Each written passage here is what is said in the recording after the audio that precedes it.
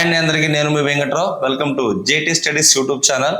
ఈరోజు TET and DSC టాపిక్లో భాగంగా ఆల్రెడీ నేను మీకు ఒక వీడియో పోస్ట్ చేస్తున్నాను.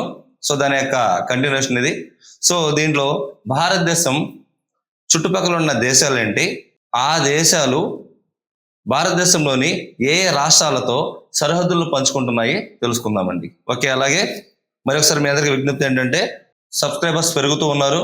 అలాగే మీకు తెలిసిన వాళ్ళకి కూడా మా యొక్క ఛానల్ని షేర్ చేయండి, వాళ్ళ చేత సబ్స్క్రైబ్ చేయించేలా చేయండి. సో స్టార్ట్ చేస్తున్నానండి. ఇండియా, భారతదేశం. ఈ యొక్క భారతదేశంలో అసలు ఫస్ట్ ఏ ఏ దేశాలు మన సరిహద్దు దేశాలుగా ఉన్నాయి చూడండి. ఫస్ట్ గుజరాత్ కనిపిస్తుందా అండి? ఇదంతా గుజరాత్ అండి. అలాగే ఇది రాజస్థాన్, ఇది జమ్మూ అండ్ కాశ్మీర్, ఇక్కడ హిమాచల్ ప్రదేశ్ ఉంటుందండి, ఇక్కడ ఉత్తరాఖండ్, ఇదంతా ఏంటంటే ఇది యూపీ అండి, ఇది బీహార్ కిందకు వస్తుంది. అలాగే ఇది సిక్కిం, అలాగే ఈ ఏరియా మొత్తం కూడా ఈ ఏరియా చూడండి అరుణాచల్ ప్రదేశ్, అలాగే ఈ ఏరియా అస్సాం, ఇదేమో మిజోరాం, ఇక్కడేమో మేఘాలయ ఉంటుంది, అలాగే ఇదేమో మణిపూర్, ఇదేమో నాగాలాండ్ అండి. ఈ విధంగా మన యొక్క భారతదేశం సరిహద్దు రాష్ట్రాలు పక్కన ఉన్నటువంటి దేశాలతో ఇది ఇక్కడి నుంచి ఇది మొత్తం దేశాలతో సరిహద్దులను పంచుకుంటూ ఉంటుందండి. సో ఒకసారి ఏ ఏ దేశాలు భారతదేశం రాష్ట్రాలతో సరిహద్దులుగా పంచుకుంటున్నాయో చూద్దాం. ఫస్ట్ అండి గుజరాత్, ఇది గుజరాత్ అండి, కనిపిస్తుందా? సో ఫస్ట్ మనకి మన దాయాది దేశాన్ని తీసుకుందాం, పాకిస్తాన్. ఇది పాకిస్తాన్ అండి. సో పాకిస్తాను మన దేశంలో ఏ ఏ రాష్ట్రాలతో సరిహద్దు రాష్ట్రాలను పంచుకుంటుందో చూద్దామండి. సో అలాగే ఫస్ట్ భారతదేశం యొక్క పొడవు వెడల్పు లేక దూరం లెక్కిద్దాం. భారతదేశంలో కింద భాగాన్ని ఏమంటారంటే ఈ యొక్క భాగాన్ని దక్షిణ భాగమని, ఈ యొక్క భాగాన్ని ఉత్తర భాగమని, అలాగే ఈ యొక్క భాగాన్ని పడమట భాగమని, ఈ యొక్క భాగాన్ని తూర్పు భాగం అని అంటారండి. సో దక్షిణం యొక్క చివరి ప్రాంతం ఏంటంటే భారతదేశంలో ఇందిరా పాయింట్.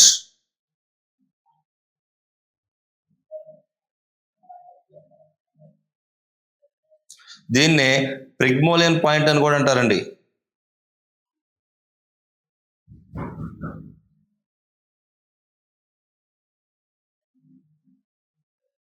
దీన్నే ఇందిరా పాయింట్, ప్రిగ్మోలియన్ పాయింట్ అని కూడా అంటారండి. సో ఇది ఉందా అంటే 2004 సునామీ వచ్చింది కదండి, అప్పుడు ఈ యొక్క హిందూ మహాసముద్రంలో మునిగిపోయిందండి. సో అందుకే దీన్ని ఏం లేదు. ప్రస్తుతం మనము భారతదేశం యొక్క దక్షిణ ఆగ్ర భాగం ఏంటంటే కన్యాకుమారిగా తీసుకుంటారు. కన్యాకుమారి. అలాగే ఇక్కడ ఉత్తరం ఉంది కదండి, నార్త్. ఈ యొక్క నార్త్ చివరి భాగాన్ని ఏమంటారంటే ఇందిరా కాల్ అంటారండి. ఇందిరా కాల్ అంటారు. అలాగే ఈ యొక్క భారతదేశంలో పశ్చిమాన ఉన్నటువంటి చివరి భాగాన్ని ఏమంటారంటే సర్క్రిక్ అంటారు. కొంతమంది రన్ ఆఫ్ కచ్,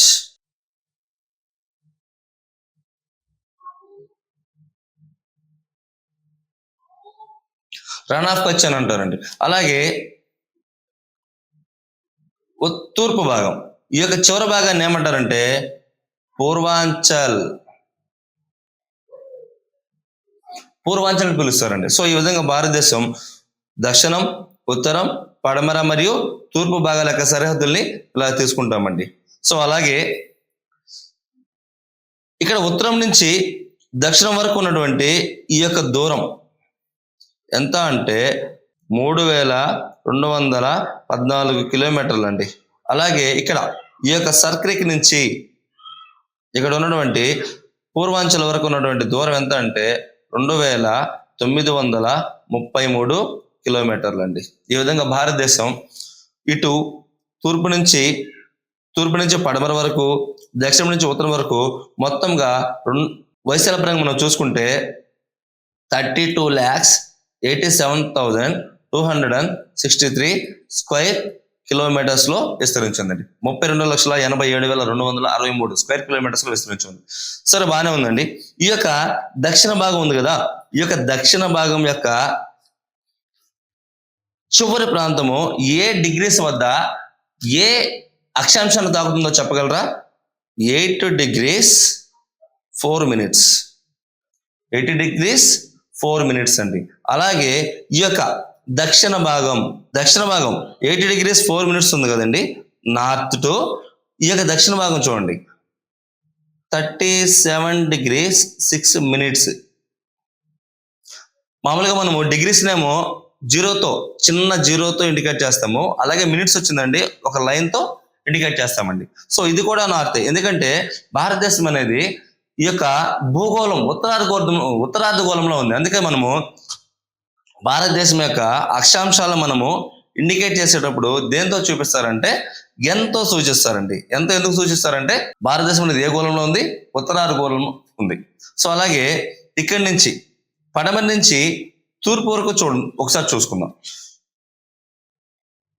68 degrees 7 నిమిషాల నుంచి 97 degrees 97 డిగ్రీల 25 నిమిషాల వరకు ఈ యొక్క తూర్పు అర్ధగోళంలో విస్తరించి ఉందండి. దీనికి మనము ఈతో ఇండికేట్ చేస్తాం, ఎందుకంటే ఒక్కసారి చూడండి, ఇది ఎర్త్. ఇలా ఎర్త్ తీసుకున్నప్పుడు దీన్ని హారిజెంటల్ గా అంటే సమాంతరంగా కట్ చేస్తేనేమో ఇదేమో ఉత్తరార్ధగోళము, ఇదేమో దక్షిణార్ధగోళం. అలాగే ఇలా వర్టికల్ గా కట్ చేస్తేనేమో అంటే రెండు పార్ట్స్ సపరేట్ చేస్తే ఇదేమో పశ్చిమార్ధగోళము. దీన్ని ఏమంటారంటే పూర్వార్ధగోళము లేదా తూర్పు అర్ధగోళం అంటారు. సో పూర్వార్ధగోళం అంటేనే తూర్పు అని అర్థం. సో అందుకే దీన్ని ఏమంటారంటే పూర్వార్ధగోళం అంటారండి ఈ భాగాన్ని. ఈ యొక్క భారతదేశం కూడా ఇక్కడ ఉంది కాబట్టి దీన్ని దేంతో ఇండికేట్ చేస్తారంటే ఈతో ఇండికేట్ చేస్తారు, అంటే ఈతో సూచిస్తారంటే తెలియని వాళ్ళకు కూడా సింపుల్ గా ఎలా అర్థమవుతుందంటే ఇక్కడ ఉన్న భాగము తూర్పు అర్ధగోళంలో ఉంది అని సింపుల్ గా అర్థమైపోయింది. సో చూడండి, ఇప్పుడు ఈ యొక్క భారతదేశం ఏ దేశాలతో సరిహద్దులు పంచుకుంటూ చూద్దాం. ఫస్ట్ పాకిస్తాన్. సో పాకిస్తాన్ అనే దేశము భారతదేశంలో ప్రధానంగా గుజరాత్, చూడండి గుజరాత్, రాజస్థాన్, జమ్మూ అండ్ కాశ్మీర్, అలాగే పంజాబ్ అండి, పంజాబ్. సో గుజరాత్, రాజస్థాన్, జమ్మూ అండ్ కాశ్మీర్, పంజాబ్ ఈ రాష్ట్రాలతో సరిహద్దులు పంచుకుంటుందండి. అలాగే పాకిస్తాన్ నుంచి కొంచెం ఈ యొక్క ఉత్తర భాగంలోకి వెళ్ళినప్పుడు ఇక్కడి నుంచి జమ్మూ కాశ్మీర్ నుంచి అరుణాచల్ ప్రదేశ్ వరకు ఈ యొక్క ప్రాంతం మొత్తం కూడా దేని ఆధీనంలోకి వస్తుందంటే చైనా ఆధీనంలోకి వస్తుందండి, చైనా. సో చైనా మన దేశంలో ఉన్న ఏ రాష్ట్రాలతో సరిహద్దులు పంచుకుంటుందో ఒకసారి చూద్దాం. చైనా చూడండి, చైనా జమ్మూ అండ్ కాశ్మీర్, ఉత్తరాఖండ్, సిక్కిం, హిమాచల్ ప్రదేశ్, అరుణాచల్ ప్రదేశ్. చూడండి, జమ్మూ అండ్ కాశ్మీర్, ఉత్తరాఖండ్, సిక్కిం, హిమాచల్ ప్రదేశ్, అరుణాచల్ ప్రదేశ్. సో చూడండి, ఇదేదో చూస్తుంటే నాకు ఏదో గుర్తొస్తుంది. జే తర్వాత ఒక చిన్న డాట్ పెట్టండి, జే ఉషా, పిటి ఉషా లాగా జే ఉషా. సో ఇది మనం ఒక షార్ట్ కట్ లాగా తీసుకోవచ్చండి, జే ఉషా. సో చైనాతో మన యొక్క రాష్ట్రాలు ఏ సరిహద్దులుగా పంచుకున్నాయంటే జే ఉషా. చూడండి, జే ఉషా, జే ఉషా. జే ఉషా నామే చైనాలోకి వెళ్ళి గెలిచి వచ్చిందని చెప్పుకుంది, బాగుంటుంది. అలాగే పాకిస్తాన్ చూడండి,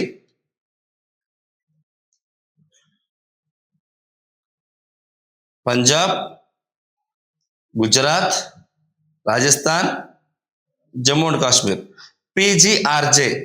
సో మీరు సింపుల్గా ఏమైనా గుర్తుపెట్టుకోవచ్చు అంటే పంగు రాజా,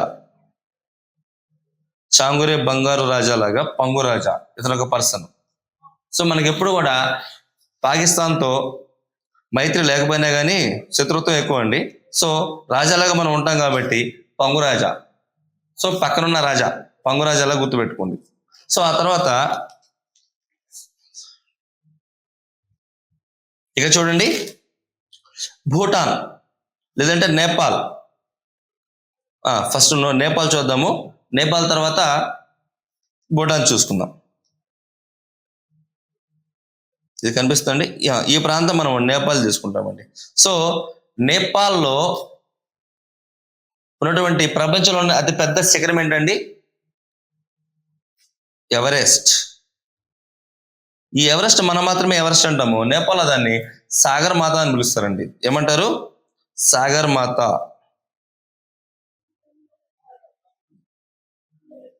చైనాలో అలాగే భూటాన్లో రకరకాల పేర్లతో పిలుస్తారండి. సో సాగర్ మాత అని నేపాల్లో పిలుస్తారు. సో నేపాల్ మన దేశంలో ఏ రాష్ట్రాలతో సరిహద్దులు పంచుకుంటుందో చూద్దాం.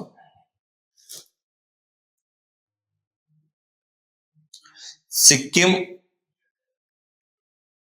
ఒకసారి చూడండి. సిక్కిం ఎదుగోండి, ఇక్కడ సిక్కిం ఉంటుంది, ఇది సిక్కిం. అలాగే బీహార్,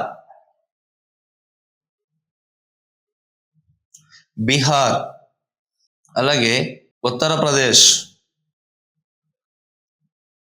అలాగే బెంగాల్, వెస్ట్ బెంగాల్. సో వీటితో కూడా నేపాల్ సరిహద్దులు పంచుకుంటుంది కాబట్టి దీనికి మనము సుబ్బు అనే షార్ట్ కట్ తీసుకున్నామండి. నేపాల్ ఎవరున్నారు? మన సుబ్బు ఉన్నాడు. సో సుబ్బు అనే అతను అక్కడ ఉన్నాడు కాబట్టి నేపాల్ ఎవరున్నారు? Subbu is the short cut. అలాగే